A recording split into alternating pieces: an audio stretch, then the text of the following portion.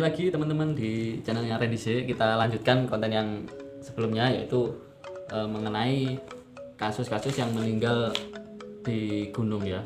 Meninggalnya itu karena ada faktor X, faktor gaibnya. Pertanyaannya, kalau orang nalar mungkin tidak percaya yang seperti itu, tapi kalau saya sendiri, sepengetahuan saya itu ada kemungkinan terjadi ya. Ini beda kalau dengan kasus santet. Kalau santet itu kan yang meminta untuk membunuh kan ada manusia lain gitu ya, terus lewat perantara dukun lewat perantara jin, setan ya. Nah kalau di gunung itu beda kasusnya. Pada umumnya ini yang sering terjadi ya, yaitu mereka meninggal pertama yang paling umum itu adalah karena si manusia yang melakukan kesalahan di wilayah pegunungan tadi.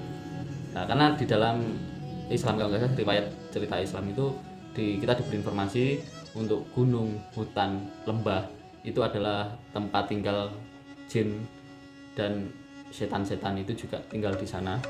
Bahkan tempat tinggalnya itu lebih besar, dibilang lebih besar itu mungkin sebuah kota atau sebuah desa jin atau mungkin sebuah kerajaan jin. Itu memang dipusatkan di lembah, gunung, hutan dan laut. Jadi bukan tempat-tempat datar seperti perkotaan dan desaan. Mereka berkumpulnya di tempat yang lebih alam. Nah, ketika sudah mereka mempunyai teritori seperti itu,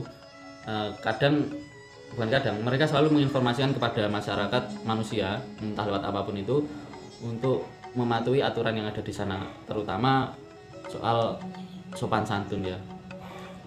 Sopan santun yang gimana ya? Kalau pada manusia juga ya seperti itu juga ada sopan santun seperti itu. Bahkan di sana yang berkuasa adalah makhluk gaib ya. Nah, metode yang biasanya digunakan makhluk gaib untuk mencelakakan manusia di gunung itu sebenarnya ada beberapa metode ya. Ini di luar manusianya bikin salah atau enggak ya. Biasanya kasusnya seperti ini.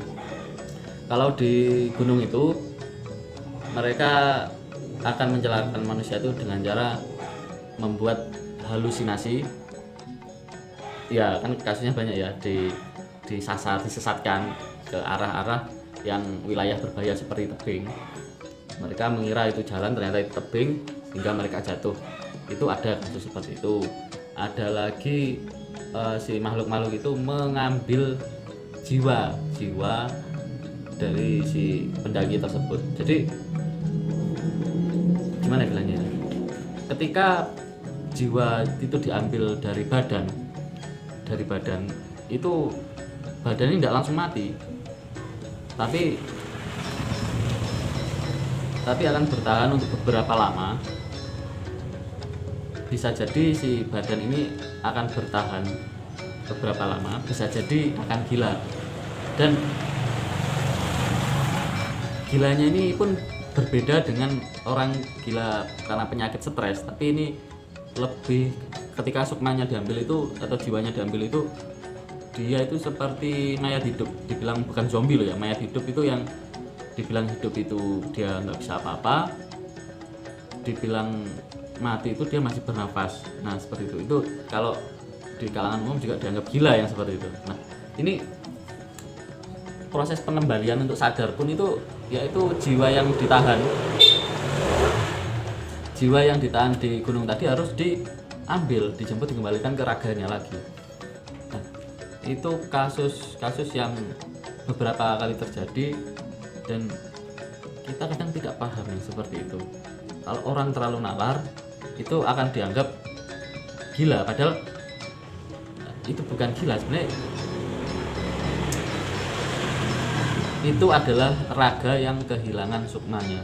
Jadi seperti itu teman-teman ya. Jadi kalau mengalami kasus seperti ini, coba dulu jangan mengklaim dia sudah gila atau seperti apa, tapi dicari informasi dulu kasusnya itu gimana kok bisa seperti itu. Ada juga yang meninggal karena disesatkan jalan sampai dia tidak bisa bertahan karena dia itu kelaparan atau terluka atau dipertemukan dengan hewan buas, itu juga bisa. Yang paling ekstrim adalah disesatkan di alam yang berbeda. Nah ketika tersesat di alam yang berbeda ini akan terjadi distorsi waktu, jadi dia bakalan hilang lama saya waktu itu berbeda-beda ya kalau di sana ya, bisa cepat bisa lambat.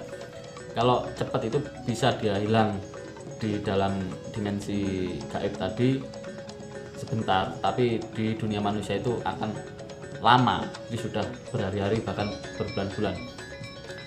Itu seperti itu. Tapi kadang kasusnya yang seperti ini bisa ada yang balik ke dunia manusia, ada juga yang enggak, yang hilang tanpa jejak seperti itu.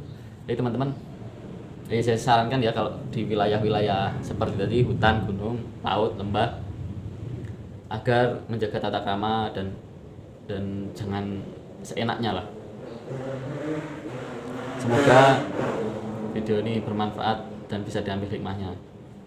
Saya sayang kalian. Tunggu video saya selanjutnya.